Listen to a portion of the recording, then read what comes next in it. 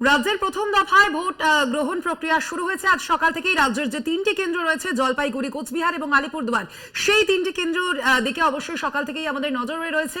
তার পাশাপাশি সাত সকালেই ভোট দিলেন জলপাইগুড়ি লোকসভা কেন্দ্রের তৃণমূল কংগ্রেস প্রার্থী নির্মল চন্দ্র রায়।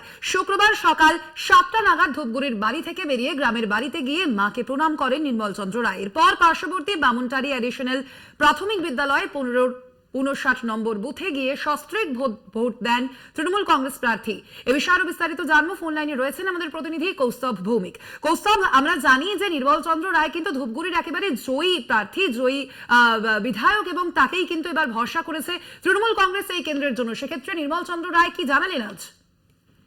দেখো, সাত সকালে নির্মল চন্দ্র রায় ধূপগুড়ি শহরের বাড়ি থেকে তিনি বেরিয়ে যান এবং সস্ত্রীক স্ত্রী এবং মাকে নিয়ে তিনি বামনটারির যে প্রাইমারি স্কুল রয়েছে সেখানে ভোটদান করেন। প্রথমেই তিনি গ্রামের বাড়িতে গিয়ে মাকে প্রণাম করেন এবং বাড়ির যে মন্দির সেখানে প্রণাম করে তিনি ভোটদান করেন। নির্মল চন্দ্র রায় যিনি জানিয়েছেন যে সাত সকালে তিনি ভোট দিয়ে দিলেন, কেননা জলপাইগুড়ি যে লোকসভা এলাকা সেটা কিন্তু অনেকটাই বড় এবং সকাল সকাল ভোট দিয়ে তিনি বিভিন্ন যে ওনার লোকসভা এলাকাও রয়েছে সেই সমস্ত এলাকায় যাবেন। এবং তিনি যেটি জানিয়েছেন যে মানুষের নির্বাচনের প্রচারে যখন তিনি বেরিয়েছিলেন সেই সময় মানুষের তরফ থেকে তিনি ভালো সাড়া পেয়েছেন এবং আজও তিনি বুঝতে পারছেন যে হয়তো মানুষ তার পক্ষেই রয়েছে এবং মানুষ তৃণমূল কংগ্রেসের পক্ষেই রায় দেবেন। তার সেই সাথে তিনি জানিয়েছেন যে জলপাইগুড়ি লোকসভা কেন্দ্র যথেষ্ট শান্তিপূর্ণ এবং সেখানে কোনো গোলমালের বিষয় নেই এবং এখনো পর্যন্ত তিনি জানিয়েছেন যে কোনো রকম গোলমালের খবর পাওয়া যায়নি এবং শান্তিপূর্ণভাবে ভোট গ্রহণ হচ্ছে।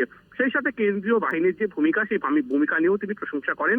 পাশাপাশি একটা বিষয় তোমাকে বলে রাখবো যে বামুনটারি এলাকার যিনি ওখানে ওনার গ্রামের বাড়ি এবং পরবর্তীতে কিন্তু তিনি শহরের বাড়িতে আসেন এবং সেখান থেকে অন্যান্য এলাকার উদ্দেশ্যে বেরিয়ে যান। পাশাপাশি জানা গেছে যে ঝড় বিধ্বস্ত যে ময়নাগুড়ির বান্নিশ এলাকা সেখানেও তিনি যাবেন।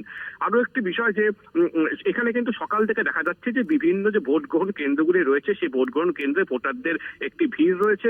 পাশাপাশি জলপাইগুড়ি শহর ও পার্শ্ববর্তী এলাকায় কিন্তু বৃষ্টি হচ্ছে, কাজেই বলা যেতে পারে যে আবহাওয়া অনেকটাই ভালো, সেরকম চড়া রোদ বা অস্বস্তিকর যে আবহাওয়া সেটি নেই এবং মানুষ কিন্তু উৎসবের মেজাজে ভোট দিচ্ছেন। পাশাপাশি প্রার্থীরা কিন্তু ইতিমধ্যে তিনি ভোট দিয়েছে। স্বর্ণালী, একদমই ধন্যবাদ আপাতত তোমাকে কৌস্তভ।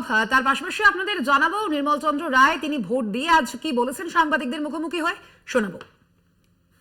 আমি ভোটদান করলাম, এরপর আমি বেরিয়ে যাব। বেরিয়ে গিয়ে কোন কোন দিকে যাচ্ছেন? আমি এদিক দিয়ে চলে যাব, আমি বানারহাট হয়ে আর ধূপগুড়ি টাউন হয়ে বেরিয়ে যাব ময়নাগুড়ি হয়ে মালবাজার হয়ে রাজগঞ্জ হয়ে ডাবগ্রাম ফুলবাড়ি আবার ব্যাক করবো। তারপরে জলপাইগুড়ি সদর 1 সদর 2 হয়ে মেঘলিগঞ্জ চলে যাব। মেঘলিগঞ্জ গিয়ে আবার ময়নাগুড়ি 2 টাচ করে তারপরে আমি আবার যথারীতি ধূপগুড়ি ফিরে আসবো। পার্টি অফিসে যাবো। ভোট দিলেন? হ্যাঁ, সবাই মিলে ভোট দিলাম।